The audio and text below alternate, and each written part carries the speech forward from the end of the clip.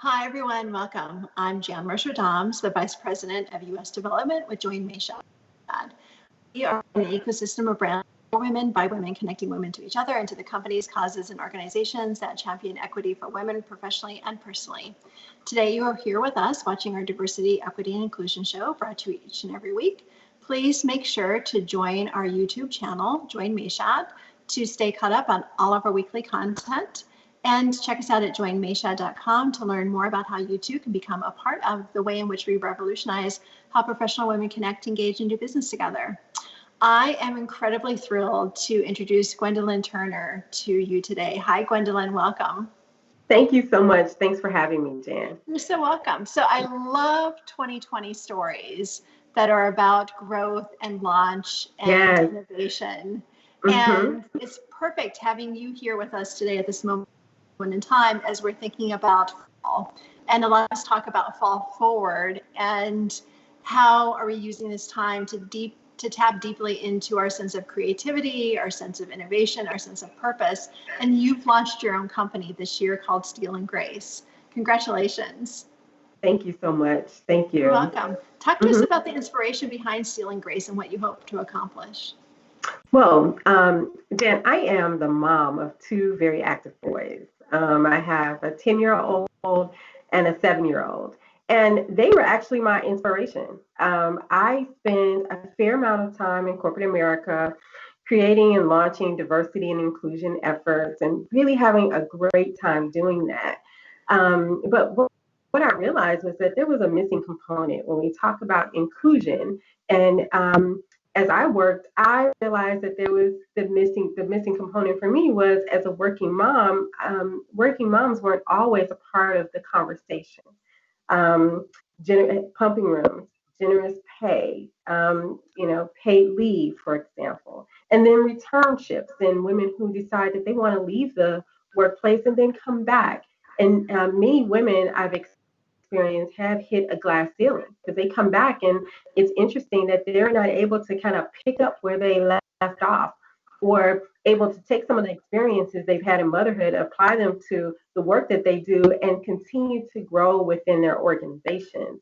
And so that has been a stumbling block for a lot of women because they do care about their families as well as their careers. And so my inspiration was my own family. And as I look at my career, I could have done a lot more had I decided not to take a pause in my career. But I decided to do that because it was important for me and for my boys. And so it has been really super important for me to lean in on inclusion and include working moms as a part of that conversation. So what we do is we provide consulting for organizations around how to do that. How to provide inclusion for working moms so that women don't feel like they're guilty. They feel that guilt at 3 o'clock when school lets out and their children are out, but their kids are at after school, for example. I mean, I felt that so many times as a mom. And then I'm running to after school at 7 o'clock to pick them up and then to get them fed and in bed and spending very little time with them at nighttime. And so we want organizations to understand how they can best do that and how they can best get the most out of working moms, as well as offer pay equity, returnships, mentorships, and other opportunities to moms as well. Gwendolyn, congratulations. I love every aspect about what you just said. Thank you. I'm wondering, you'd mentioned returnship programs. So many very companies that have invested a lot of resources into launching returnship programs for women that have taken a couple of years off, taken time out to raise a family. Do you think from your perspective, have those been successful in encouraging and providing the safe spaces for working moms to come back to the workplace? And in what ways yes, and in what ways no? Oh, I think it's been so successful. The organizations that I've worked with have had some great success. One of the organizations I've worked with, their returnship initiative was actually born out of their business resource group for working moms. And those working moms came back to the organization and they said, there is something missing here. We really need to craft and develop a returnship that is catered to working moms. Like, we want to create it and we want to roll that out. And so what I realized is that when you get moms involved in the products and when you get them involved in what it looks like, then you have success. I think that organizations that have decided to create returnships and have taken very little time to really talk to working moms about some of the challenges they face and what they're looking for when they're ready to return back to work. And so I think that those are some of the challenges, but I've had so much success and I've heard so many great success stories from organizations that have been able to get their working moms involved in what those programs look like from the start. It's such an important point. And I think this is a time where we're seeing a lot of evolution in the DEI space across the board. Maybe from companies in the past going through kind of a checkbox mentality where they know that they need to have something. They know that it sits off over here someplace, right? And so they do it because they know that they have to do it, even though they may believe in it, but it's not necessarily integrated into the larger business strategy of the company itself. Right, exactly. Do you think that there's a change moving away from that approach into something that's more holistic? I think so. And, as a diversity and inclusion practitioner, as someone who has led large efforts in diversity and inclusion my entire career, I am so happy about the change that we're making. So that diversity and inclusion is not just a check the box. It's not window dressing. It's not an opportunity for organizations to lift themselves up and say, we're doing something great and you're really not, right? And so now we're going beyond having the conversations. We're going beyond having network groups and just beyond having the monthly celebrations around diversity and inclusion. And we're really focusing on systems, things that are embedded in the organization that keep people from advancing. And so I'm really happy about the fact that many organizations have started to have those conversations internally, but they're acting on it. They're creating strategies to look at how they recruit, how their benefits are set up, looking at leave, and also looking at working moms. What's the structure that has really kept those working moms from coming back and being successful in the workplace? And moms that we currently have in the workplace, how can we actually support the entire family structure? So we want to support that mom, but we also want to support the children, for example, and we want to support the dads or the partners in that household. So I think that organizations are really starting to lift these diversity and inclusion efforts, becoming so much more impactful than they have been in the past. And so I'm hopeful that in the next couple of years, we will see more women in the C-suite. We'll see more women who are leading Fortune 500 companies. And I'd be so, so happy to see that. So I'm hopeful. Here's a question for you. So what's the change about? Like, what are the reasons for the change? And do you feel like, and I really believe that a lot of this was already in progress prior to February, March of 2020, prior to COVID. But is there something special about COVID that's really brought a lot of this to the surface in helping it be more of a priority because it's more visible in the sense of the kind of some of the obstacles that we face during this time? Yeah, so I think that there are a lot of different things that are happening right now. One is COVID. COVID has unveiled health disparities in our community. COVID has really attacked Black and Brown communities, and we realized that the social determinants of health need to be corrected, need to be worked on in order for us to be a healthy community. And so what we've seen is that when you take a look at African American and Hispanic, as well as the Asian Pacific Islander community, those communities have been really impacted by COVID. And when we look at the social determinants of health and we look at education and we look at some of the other things in our community, food deserts, for example, I think that companies have started to say, hey, we really need to take a look at these communities and invest in them so that we will have healthier communities. I think that that's one thing. I think the other thing is that we're all home and we're thinking about how we can make a difference. And what did we miss with COVID, right? And how can we take care of each other? I think that's a part of it. But then I think the third piece is the social unrest that has happened, and the murder of George Floyd, the murder of Breonna Taylor that has not been addressed, the murder of Ahmaud Arbery, all these things that have occurred. Organizations are saying that this is not right, and we're starting to stand up. And so our diversity and inclusion efforts have become lifted. Our corporate social responsibility efforts have become lifted within these organizations, and we're starting to see them become just more responsive to what is happening right now.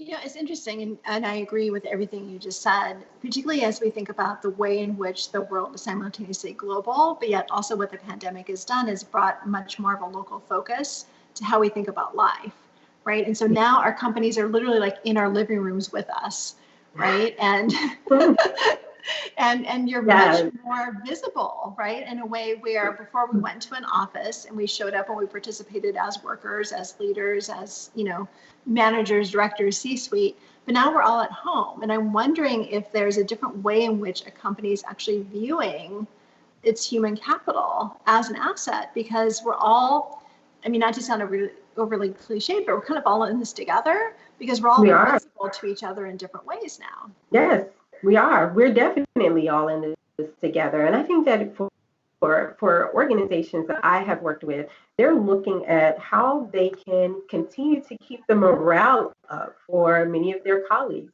I've heard a lot of different things from colleagues. They're saying some people absolutely love working from home. It's the best thing that's ever happened to them. And many working moms are saying right now, hey, school is about to start, and school is also in the living room right next to work, right? So now I need to manage both, and I need to be able to figure that out.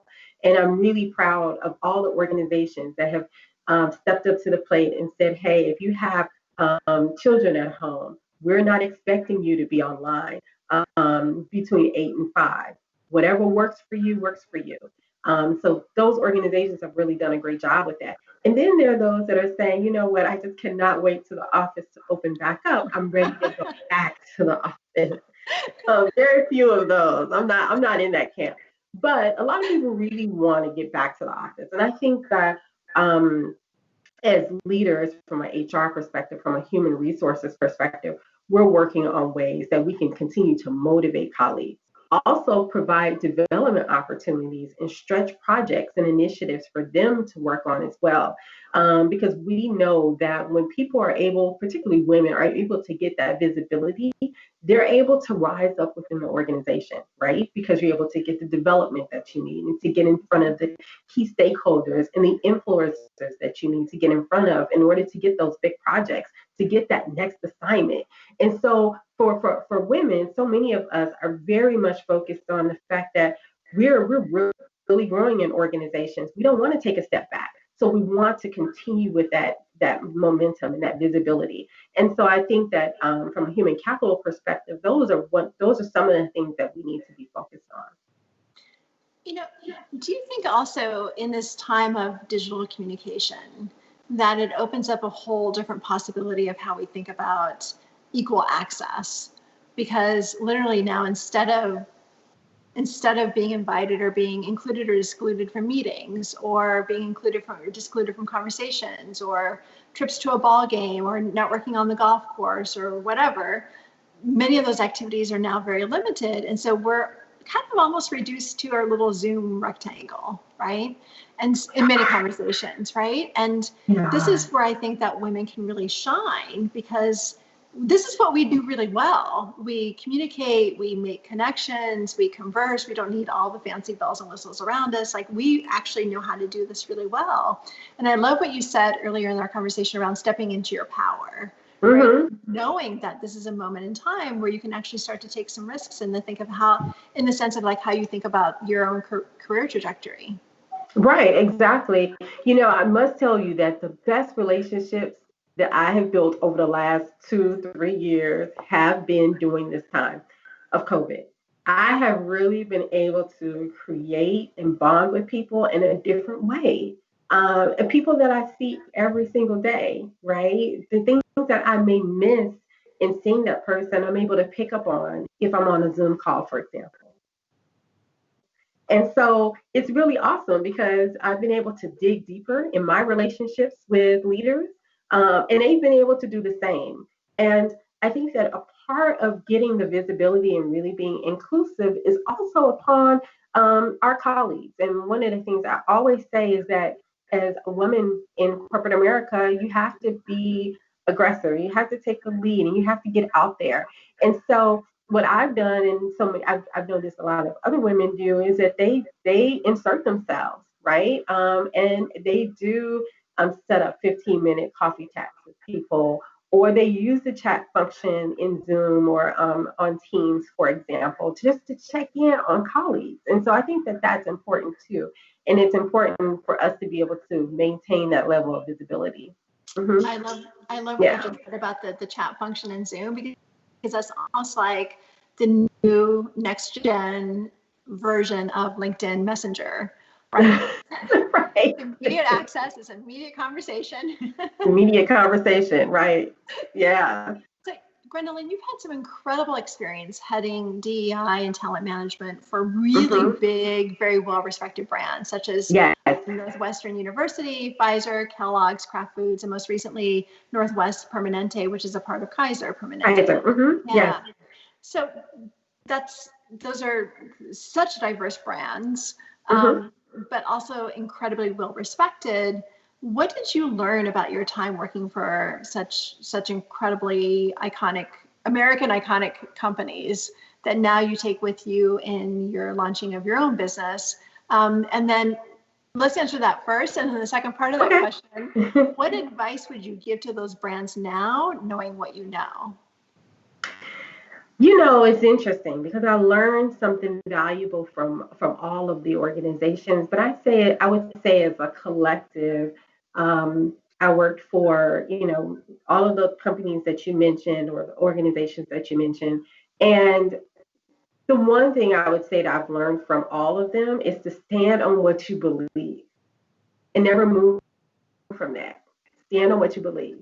And I think that one of the things I've learned by being in healthcare and then working in pharmaceuticals is to always ensure that you're acting on what you believe, because it's easy to stay quiet or to stay silent. And recently I saw where an NBA player was wearing a t-shirt and it said, "Silence is violence," right? If you need to act on what you believe. If you believe something is right, you need to go after it.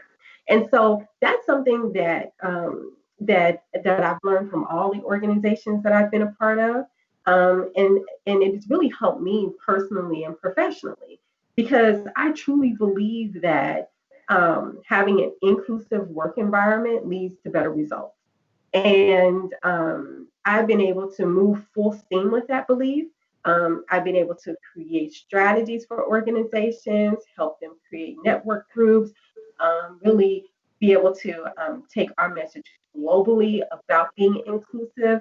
And so I would say that that's probably the main thing that I've learned by being in those organizations. And what advice do you have for them now, given of where we are in this moment in time in COVID 2020? Yeah, so it's interesting because I think that being, in this moment in time, I think that the main thing I would say is to be flexible. We're going through a change, and many of the organizations that I've been a part of are starting to transform now. And I think that there is a fair amount of flexibility that we need to give our workers, because there's so much that is happening right now. So when you think about working moms, having flexible hours for them, really leaning into those returnships and thinking about how to do those creatively in a virtual environment with families. I would also say that being flexible and being innovative in terms of fixing some of the things that have kept people from advancing in the workplace is really important too. So that's what I would say, is having that overall flexibility in all of the things that you think about as it relates to diversity and inclusion will really help move this ball up the hill.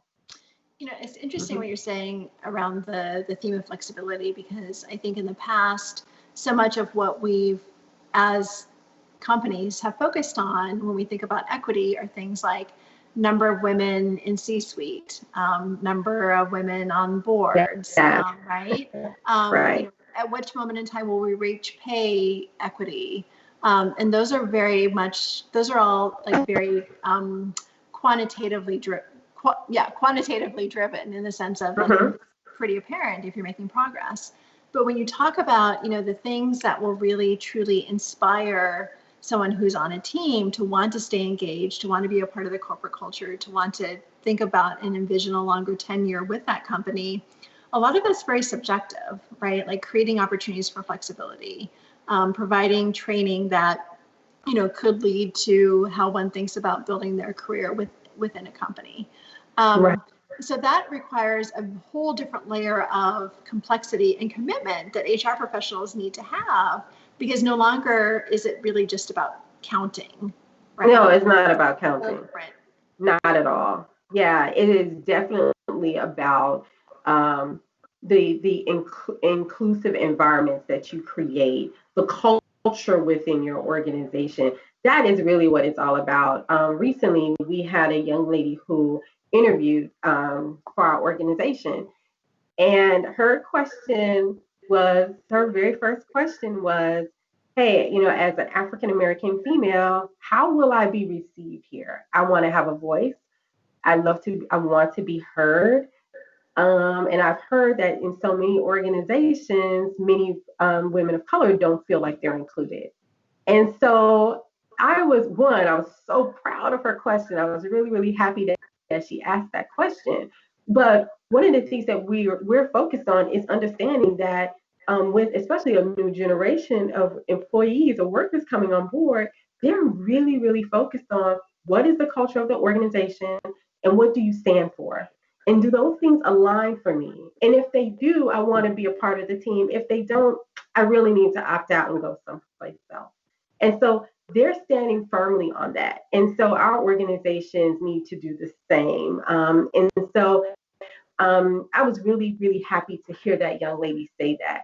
And so you're right, it's no longer about counting. I mentioned at the top of our call that I would love to see more women in the C-suite. But in order to do that, we have to create a culture where they can thrive.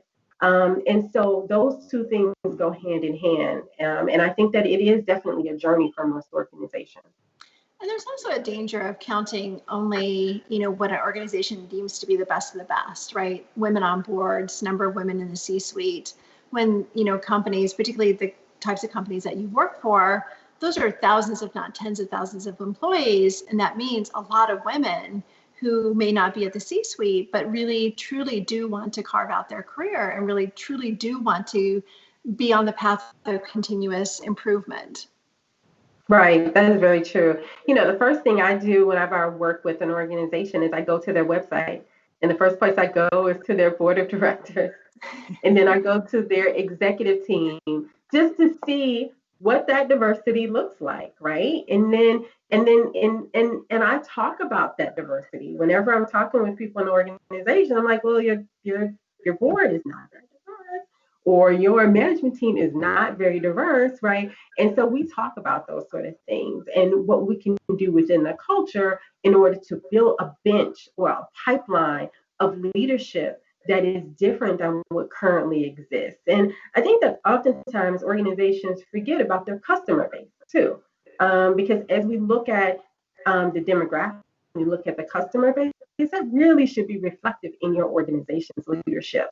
And so we have to make sure that we keep in mind that we need to be reflective of that as we look at the numbers, but also that we're keeping in touch with the fact that in order to do that, we have to build a culture where we then see women and people of color on the leadership teams.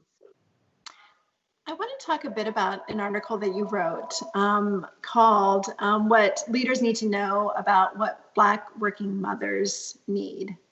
Mm-hmm. And you talk a lot about, you know, and this is a good segue in what we were just talking about. We talk about pay inequality, hiring, promotions, work culture, dress codes, and those usually were built and created by people that already held positions of power, obviously, right? And there are many things that haven't been discussed that this, given everything what's happening that you talked about earlier in our conversation, that really need to be addressed in order for Black moms to feel safe and trusted and respected and valued in the workplace. Let's talk about a bit about why that disconnect has happened and how as leaders do we move forward from here? Yeah, so it's interesting. Right after the murder of George Floyd, I wrote that. And I wrote that because I did a meeting. And in that meeting, um, as soon as the meeting kicked off, nobody addressed it. We went business as usual. I attended a second meeting with a key leader in an organization. Same thing. There was silence. There was no one addressed the murder of George Floyd. No one addressed the injustice. And so that's when I wrote it, because I was like, there were many African American women, Black women that were in that meeting, and nothing was said. And one of the leaders after the call reached out to me and said, I was really uncomfortable because I feel like I should have said something, but I didn't because I didn't know what to say. And I think that it's okay to not know what to say, but silence is never an option when you really stand for something. And so it was important for me to write that because I wanted to give leaders some insight on what they could do in order to open the doors for Black women and for themselves so they felt comfortable talking about this subject. And so I think that for me, over the last couple of months, what I've noticed is that people have been ignoring this issue. And so the first thing is to address it, just to open it up, just to be a little bit more open to talking about the social injustice that's happening. And if you really feel like getting murdered by a police officer and and the fact that this is happening over and over again is wrong, then you should discuss it. And the Black women that are working on your teams, they're thinking about these things. They're thinking about these things as they work. They're thinking about them on the weekend and a holiday because they have fathers, brothers, and sons. And as a Black mom myself of two boys, I'm concerned. And I've had to have a premature conversation with my 10-year-old about the police and the things that are happening. And so I think that as leaders, one of the things I mentioned was addressing it, but two is offering some grace and understanding that there is a life that Black women lead outside of work that you don't 100% understand. And that's okay. But what is not okay is not addressing it. And what is not okay is opening the door so that Black women feel like it's a safe space for them to operate, right? And to feel safe talking about it, or even feel safe, retreating or taking some time back to think about and to process some of the trauma that is happening. Because week after week, we're hearing about something that is happening, some videotaped incident, someone who's been suffocated, someone who's in, it's just week after week this is happening. And there is a fair amount of distrust right now for the police. There's a fair amount of distrust for the overall system. And what I'm happy about is that this is, a lot of this is coming to light within our police system and our criminal justice system, but it's also coming to light in our corporate setting as well. So that's what I talk about when I talk about some of those systems and undoing some of those systems. And that article is posted on LinkedIn. It was so well written, and Thank you. Gave me pause to think about the way in which leaders have a responsibility to understand the extent to which Black children are bullied. Yes, exactly. Which Black men and women know of friends, family members, colleagues who have been incarcerated, maybe unjustly. Unjustly. Right? There's all these different ways in which, when we think about the prison industrial complex, is a whole different show. Right. But a very important conversation to think about, the inequalities that exist, and also understand the complexity of identity and understanding that, in the same way that gender is not a binary construct, or age is not a binary construct, or ethnicity is not a binary construct, like race is not a binary construct either, and understanding how you show up Right. and privileges that are afforded to you that could help you show up in a different way that Right. privileges you or positions you unfairly, not based upon a meritocracy, but based upon what family you were born into. What exactly? Yeah. And Very true. I'm wondering, this right now is such a different opportunity for companies to really learn from exactly what you're saying, to have their DEI initiatives be much more than just checking something off a box. We're really Yeah. taking much more of a humanistic approach. And I loved what you said earlier about, understanding that, companies are only going to really thrive when they think of themselves as communities and think of themselves as families and not just Mhm. employers or workers or, employees. Right, right. And I think we're making that shift. And I'm really happy about the fact that in this moment with COVID, our organizations are making a shift to understanding we're so much more than a place where people just come to work. We're actually serving communities. We're helping communities thrive and grow. And we are a big part of family as well. And so I think that this moment is teaching us that. It was interesting, Gwendolyn, we were interviewing earlier today a woman who lives in Germany. And we were talking about some of the cultural differences in the way in which Germany nipped COVID in the bud much better than what we have over here. And it was exactly, segues so well into our conversation around, kind of the spirit of the collective and doing what's right for yourself as an individual, but knowing by making those choices that you have afforded and available to you, you're also making decisions for others based upon the collective. And now, particularly because of everything that's happened in 2020 with COVID and the injustices that have come to even more surface, I think that companies are completely redefining or should be redefining how they think about what it means to be a good corporate citizen and the role that companies have then, and also, spreading that to how people think about their relationship to their companies.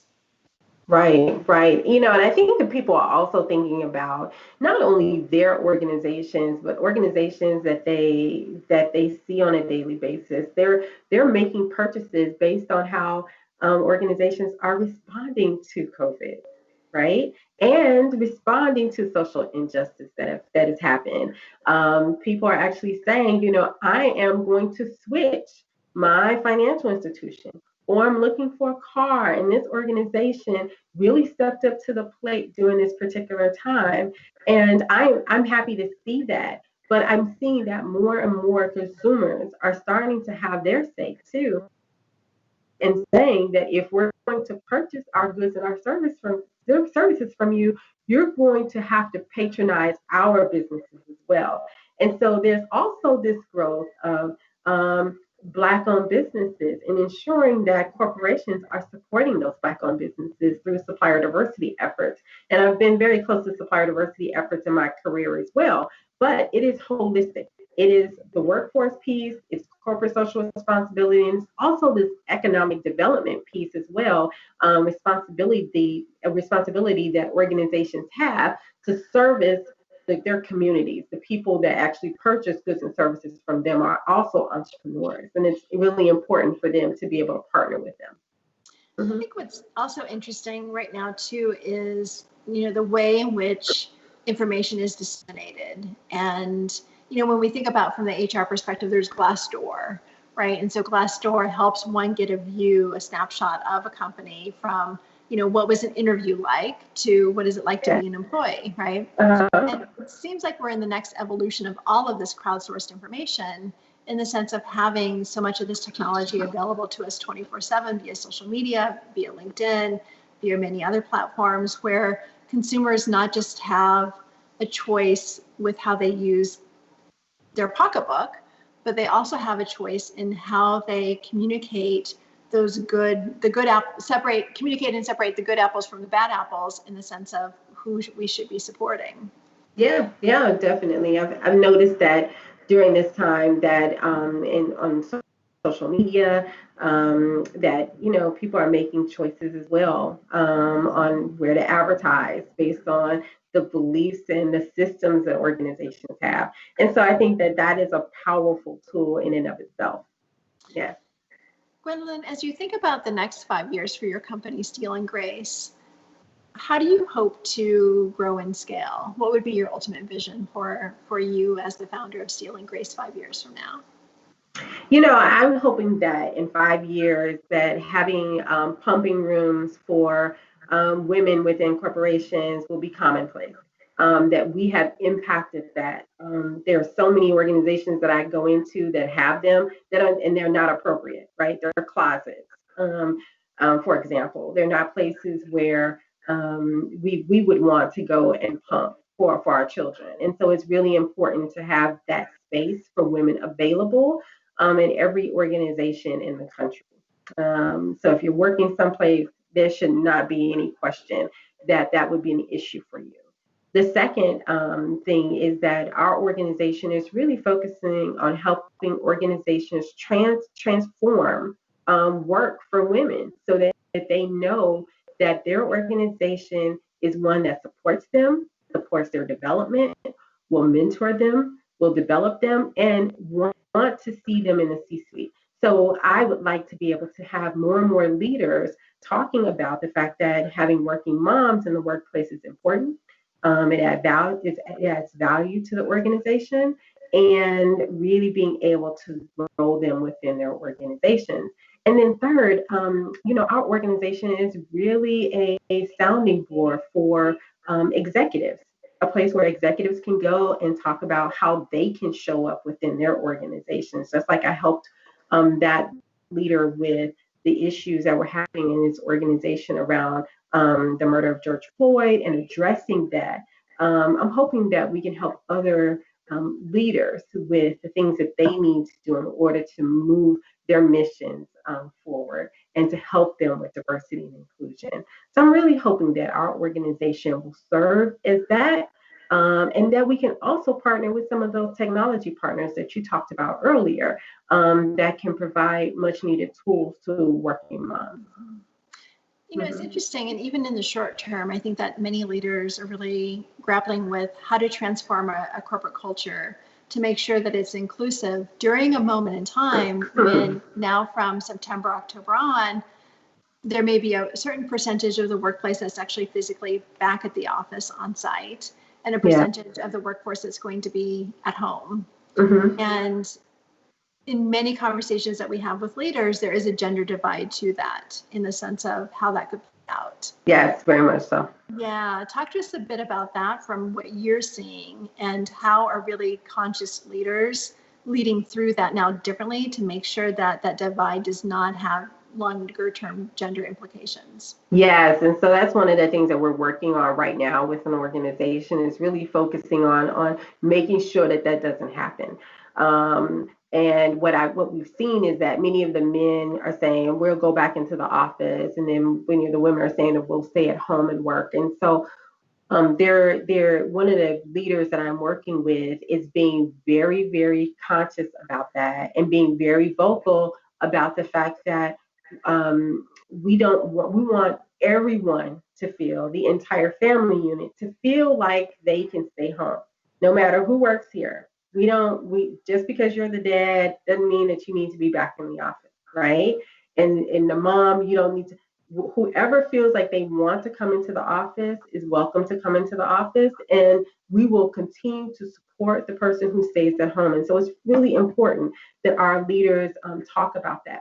But it's also important that our leaders mimic that. And what I found is that a lot of people have been returning to the office, and when leaders return to the office, that makes everyone feel like they need to come back to the office. And so with one of the organizations that we were working with, the leaders have made a deliberate attempt to say that they will not spend a lot of time in the office because they don't want to give that message to their colleagues that everyone needed to come back. And so it's important for me within my organization to always talk to the leaders about what they'd like to see. Because when you see all of the male leaders in the office and the female leaders on Skype at home, and people are looking to see where are people, right? Are they in the office or are they at home?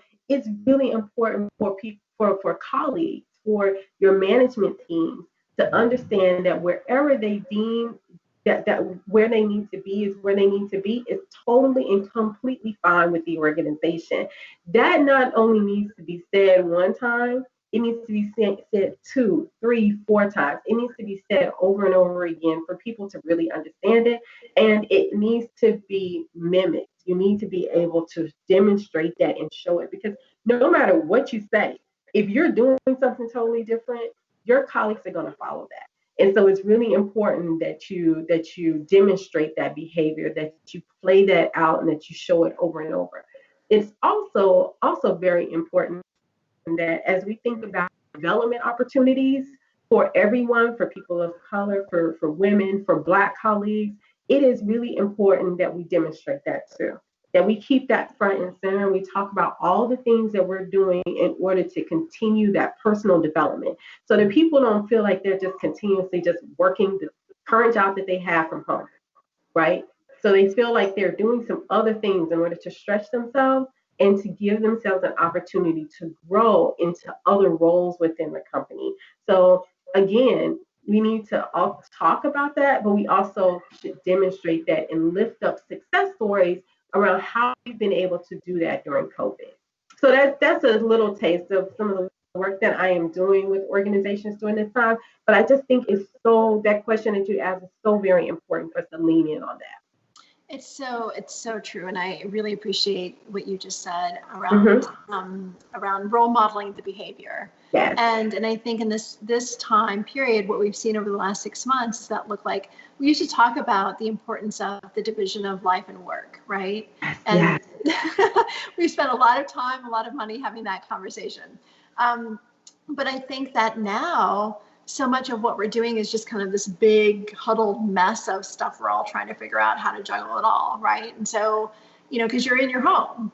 And so, also being understanding and patient and empathetic as a leader to understand that, to one of the points you made earlier around, companies not, being very tolerant and very flexible with not insisting employees are on the clock from 8 to 6 or 9 to 6 or whatever that is, right? To allow for the flexibility.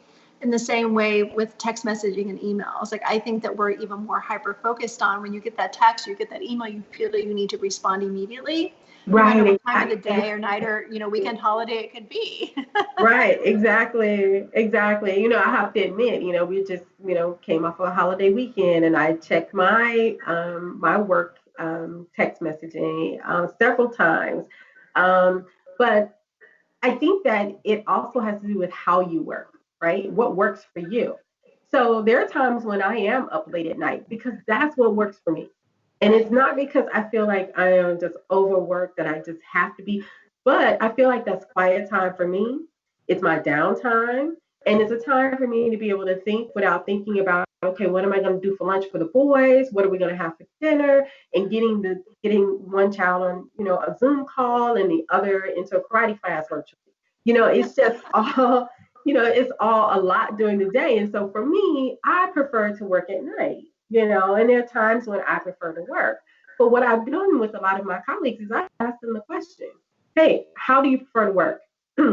I don't want your emails or your text messaging going off at 12 o'clock, at midnight. I want you to know that whenever you send me something, you don't need to respond to it right off. I'm only sending it to you because that's the time that I am working, but you can respond whenever you need to respond.